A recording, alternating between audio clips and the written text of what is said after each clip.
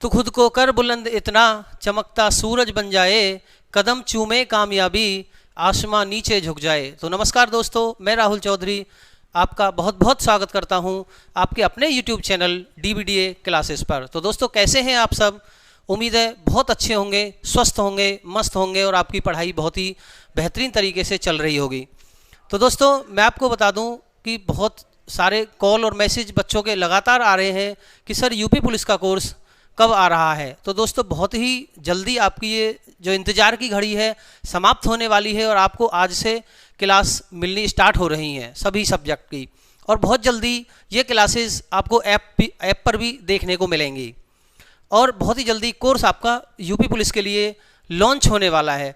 तो दोस्तों अगर हम यूपी पुलिस की बात करें तो यूपी पुलिस में आपके 4 पार्ट होते हैं, आपका मैथ, रीजनिंग, जीके जीएस और आपका हिंदी।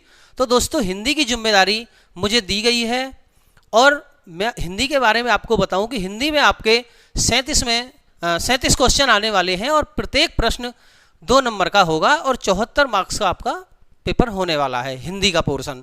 तो हिंदी की अगर मैं बात करूं दोस्तों तो मैं आपको इस तरीके से इतना ज़बरदस्त तरीके से पढ़ाने वाला हूं कि एक भी क्वेश्चन आपके पेपर से बाहर जाने वाला नहीं है। जैसे ही क्लास हमारी समाप्त होंगी आपका एग्ज़ाम आएगा, आप बिल्कुल एग्ज़ाम सेंटर से जब बाहर आ रहे होंगे तो आपके चेहरे बिल्कुल खिलखिलाए उठेंगे पेपर को देख के। एक भी क्वेश्चन आपका बाहर जाने वाला नहीं है और किस तरीके से मैं पढ़ाने वाला हूँ वो मैं आपको बताता हूँ। देखिए दोस्तों, सबसे पहले हमारा टॉपिक कंप्लीट करेंगे, हम कोई भी टॉपिक पहले कंप्लीट करेंगे, उसके बाद में जो भी पिछली परीक्षाओं में प्रश्न पूछे गए होंगे उनको बिल्कुल क्रमबद्ध तरीके से आपका सॉल्व करेंगे। उसके बाद में दोस्तों जब हम कंप्लीट कर चुके होंगे तो कुछ संभावित प्रश्न और प्रैक्टिस सेट्स हम लेकर के आपके सामने आएंगे और बहुत ही बेहतरीन कंटेंट हम आपको देने वाले हैं दोस्तों, इसमें तो कोई दोहराई है ही नहीं। तो बिल्कुल मैं आपको विश्वास के साथ कहता हूं कि हिंदी में हम झंडे गाड़ने वाले हैं बहुत ही बेहतरीन तरीके से। बिल्कुल टेंशन लेने की ज़रूरत नहीं है, बिल्कुल आराम से इत्मीनान से आप क्लास स्टार्ट करते हैं हम। तो दोस्तों सबसे पहले मैं आपको बताऊं आज का टॉपिक हमारा रहने वाला है दोस्तों वर्णमाला, और किस तरीके से हम वर्णमाला को पढ़ने वाले हैं पहले मैं आपको वही समझाने वाला हूं कि क्या क्या चीज़ें हम लेने वाले हैं आज की क्लास में। तो चलिए दोस्तों हम अब क्लास स्टार्ट करते हैं।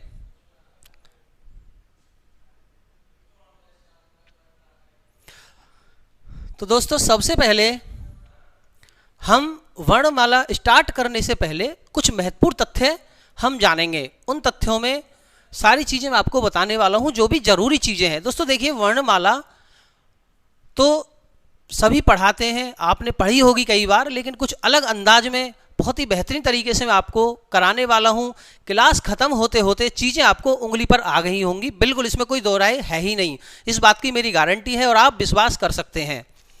तो चलिए सबसे पहले हम कुछ महत्वपूर्ण तथ्य देखेंगे, उसके बाद में दोस्तों हम वर्ण, अक्षर और ध्वनि के बारे में एक एक चीज़ें देखने वाले हैं, कैसे ये बने, कैसे उत्पत्ति हुई, क्या क्या चीज़ इनके अंदर आने वाली है। उसके बाद में दोस्तों हम वर्णमाला की परिभाषा पढ़ रहे होंगे, वर्णमाला की परिभाषा जानेंगे कि क्या है वर्णमाला, क्या होता है इसमें, है ना। उसके बाद में दोस्तों हम वर्णों के भेद जानेंगे कि वर्णमाला में वर्णों के कितने भेद होते हैं।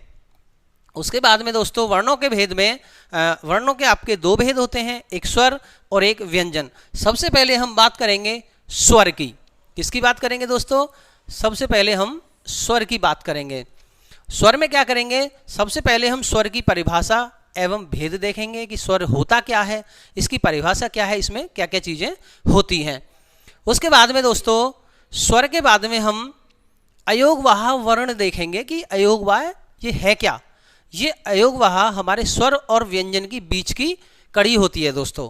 तो अयोगवाह क्या होते हैं, क्या इनका प्रयोग होते हैं, कैसे इनका प्रयोग किया जाता है, ये सब चीज़ें हम क्रमबद्ध तरीके से जानेंगे।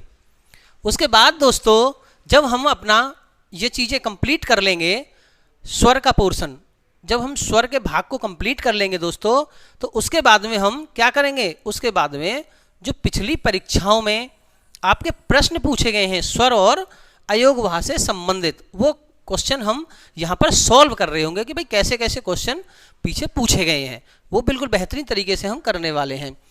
इसके बाद में दोस्तों जब हम स्वर अपना कंप्लीट कर लेंगे दोस्तों, तो उसके बाद में हम जानेंगे व्यंजन की परिभाषा एवं भेद, यानी जो दूसरा वर्णों का जो दूसरा भेद मैंने बताया व्यंजन, उसकी परिभाषा जानेंगे, उसके भेद जानेंगे, उसके बारे में बिल्कुल अच्छे तरीके से हम बेहतर तरीके से जानेंगे। जब हम व्यंजन की परिभाषा भेद ये चीज़ हम समाप्त कर चुके होंगे, तो इसके बाद दोस्तों हम वर्णों के उच्चारण स्थान जानेंगे कि हमारे जो वर्णमाला के वर्ण होते हैं हम उनका उच्चारण किस वर्ण का कहाँ से करते हैं, तो वो चीज़ें हम जानेंगे।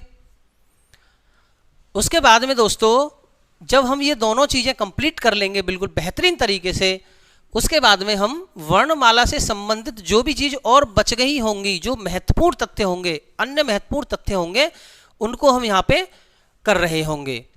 उसके बाद में दोस्तों जब हम अपनी पूरी वर्णमाला को कंप्लीट कर लेंगे, तब उसके बाद में हम क्या करेंगे, वर्णमाला से संबंधित जितने भी क्वेश्चन पिछले पेपर्स में आए हुए हैं, सारे जितने भी यूपी पुलिस में कांस्टेबल के एग्जाम में जितने भी सेट हुए थे उनमें आए हुए हैं, वो सारे हम यहाँ पर बिल्कुल अच्छे तरीके से सॉल्व कर रहे होंगे इनको।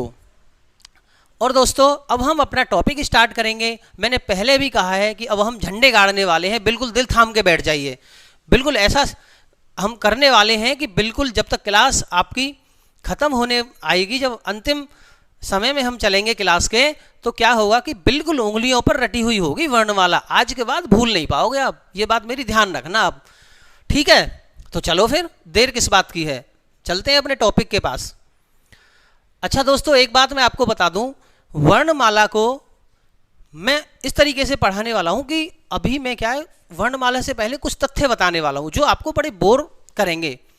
कुछ समय आप थोड़ी सी देर के लिए 5 से 7 मिनट आप थोड़ा सा बोरिंग लगेगा कि ये क्या जोड़ दिया, लेकिन मैं आपसे कह रहा हूं इन 5-7 मिनट आप मुझे झेल लीजिए और अगले 1 घंटे झेलने की जो जिम्मेदारी आपको वो मेरी है, फिर मैं आपको झेलूंगा। आप झेलो तो सही 5-7 मिनट, क्यों परेशान हो रहे हो। चलो फिर करते हैं स्टार्ट। चलो मैं आपको बता रहा हूं सबसे पहले थोड़ी सी बात भाषा के बारे में। दोस्तों ये हमें जानना जरूरी है कि भाषा क्या है, इसके कितने भेद होते हैं, मतलब अभी मैं थोड़ा शॉर्ट में बताऊंगा, और जब हम भाषा के टॉपिक को ले रहे होंगे तो बिल्कुल आग लगा देंगे उसमें एक एक। भाषा दोस्तों, भाषा के बारे में आपसे बात कर रहा हूं, तो भाषा ये भास धातु से बनी है। किससे बनी है? भास धातु से। अब 2 प्रश्न आपके मन में आ गए होंगे। कौन कौन से 2 प्रश्न? कि सर ये भास और ये धातु क्या चीज होती है? तो बिल्कुल मैं इन दोनों के जवाब आपको दे रहा हूं। दोस्तों जितने भी प्रश्न आपके मन में उठने वाले हैं, आपके दिमाग में उठने वाले हैं, वो बिल्कुल मैं क्लियर करूंगा। तो देखो भास और धातु। देखो दोस्तों धातु का जो अर्थ होता है वो होता है क्रिया का मूल रूप। क्रिया का मूल रूप, क्रिया का मूल रूप क्या होता है? ये हम जो संस्कृत में क्रिया जो पढ़ते हैं उसको धातु कहते हैं। जब भी मूल भाषा की बात आ जाए तो आप समझना संस्कृत की बात हो रही है, क्योंकि संस्कृत को हम आदि जननी कहते हैं। सभी जो भाषाएं हैं ज़्यादातर उनका विकास संस्कृत से हुआ है, और हमारी जो हिंदी भाषा है उसका विकास भी संस्कृत से हुआ है, इसलिए हिंदी की जननी भी हम संस्कृत को कहते हैं। हमारी हिंदी के विकास की अगर हम बात करेंगे तो संस्कृत से पाली, प्राकृत, अवहट, अपभ्रंश, और तब हमारी हिंदी बनी। तो वो हम डिटेल में बाद में बात करेंगे।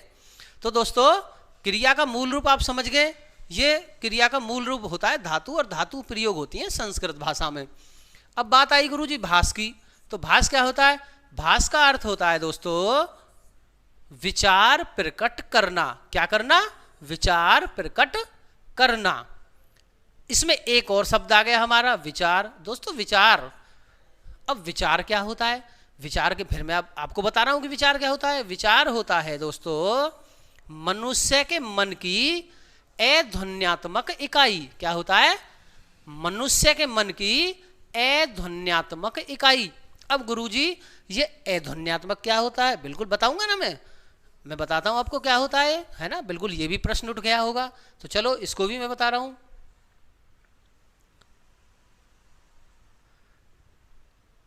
तो देखो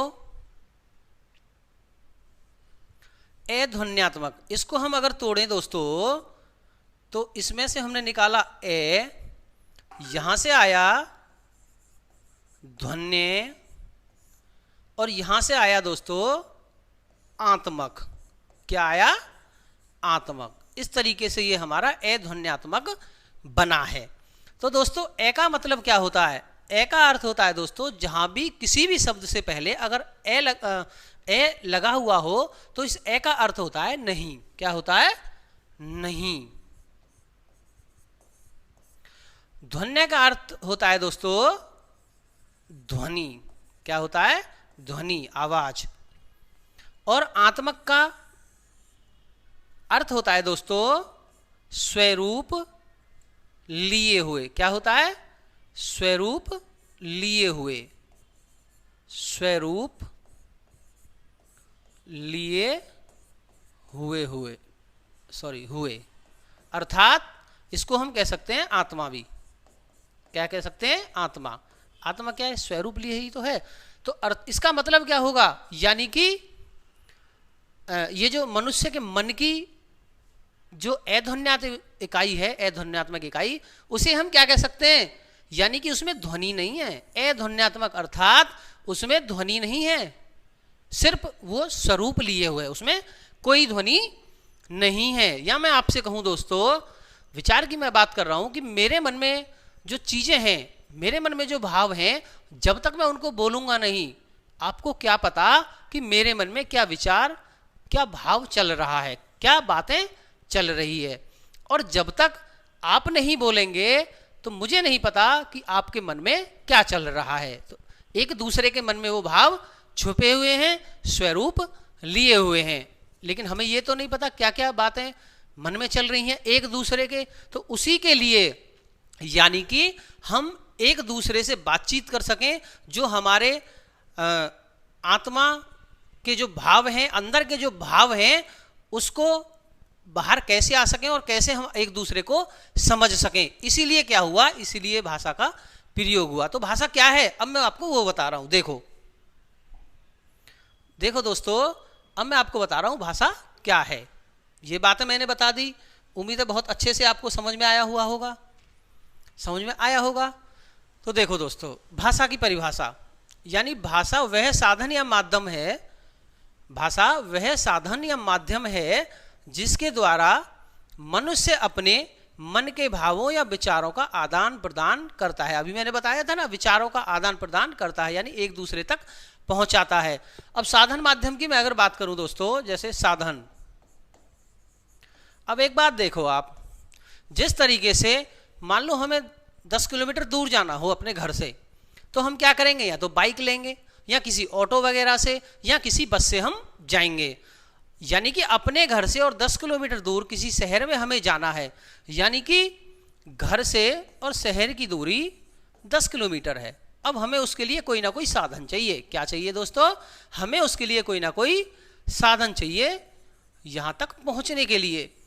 वो जो साधन है घर से पहुंचने का, शहर तक, वो जो साधन है या माध्यम है ना, उसी तरीके से, यानी कि साधन हमने या तो बस से जाएंगे हम दोस्तों, या हम अपनी बाइक से जाएंगे। तो इसी तरीके से बिल्कुल जैसे हमें बाइक या बस की जरूरत पड़ी घर से शहर जाने के लिए, बिल्कुल ठीक उसी तरीके से अपने विचारों का आदान प्रदान करने के लिए हमें भाषा की जरूरत पड़ी। तो भाषा क्या है? एक दूसरे से हम बात कर सकें, अपने विचारों को एक दूसरे के सामने रख सकें। तो भाषा इसी बात का तो साधन है। बात समझ में आ गई? बात एकदम समझ में आ गई होगी। तो आगे हम बात करते हैं दोस्तों कि भाषा के कितने भेद होते हैं। ये मैं थोड़ी सी शॉर्ट रूप में आपको बात बता देता हूं दोस्तों कि भाषा के 3 भेद होते हैं। कितने? 3 भेद होते हैं। कौन कौन से? एक होता है दोस्तों कथित भाषा। कौन सा?